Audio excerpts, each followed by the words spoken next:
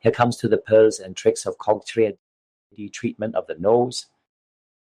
What is golden standard? What are perfect angles? There are a lot of things to tell, like frontonasal angle of 115, 130 degree. The golden ratio is 1.618, but those are reference values, and most of the time, the values agreed for the contour of Caucasians. First, remember what we are dealing with is Asian 4.75 billion populations, and more than half of the population in the world. What are talking in the textbook nowadays are still mostly Caucasian standard. Therefore, we have to know our own angles and ratio. And our angle and ratio values are usually a bit less than that of a typical textbook. Second, each of us has our own character. There is no need to blindly chase for one standard nose appearance and angle. Otherwise, we will duplicate noses and faces, making everyone no character, everyone looking alike. Your own nose only suits your own face, so never forcefully create an elephant nose onto an Asian lady face. What we need to do is customize the nose and rectify it naturally. Also, know the anatomy is important. Our nose has 9 different subunits. If we violate them, an obvious scar will occur.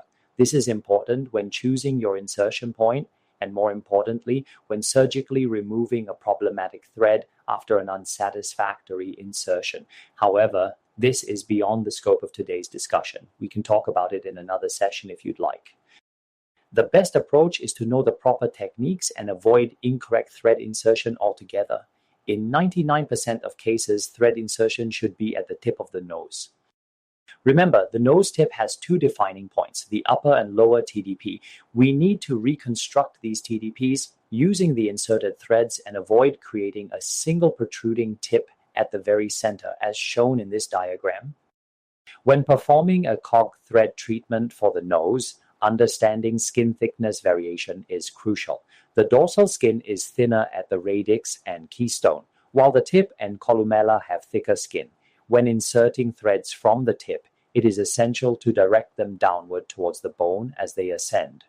Avoid placing threads too superficially, as this can lead to skin impingement, protrusions, and irregularities, especially in the thinner skin above the nasion. Proper technique ensures a smooth, natural contour and minimizes complications. Nasal muscles are highly active, making thread placement critical. If threads are placed within the muscles, they are prone to migration, leading to deformity and protrusion.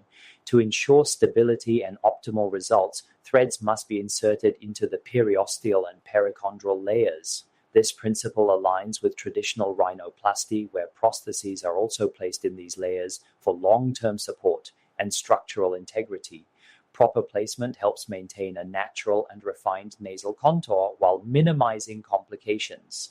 Precision in technique is essential for achieving the best aesthetic and functional outcomes.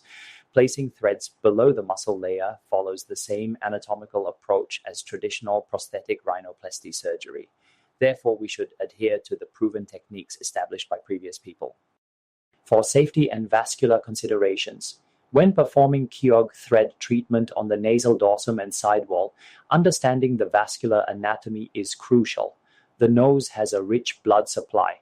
This dense vascular network makes procedures like filler injections risky due to potential thromboembolism. And as the dorsal nasal connects to supraorbital and then to ophthalmic artery, blindness may be induced. However, unlike hyaluronic acid fillers, thread treatments pose no risk of intravascular foreign body thromboembolism. The middle way insertion technique is a safer approach, minimizing complications while achieving optimal lift and contouring. Proper placement ensures a refined and natural nasal enhancement.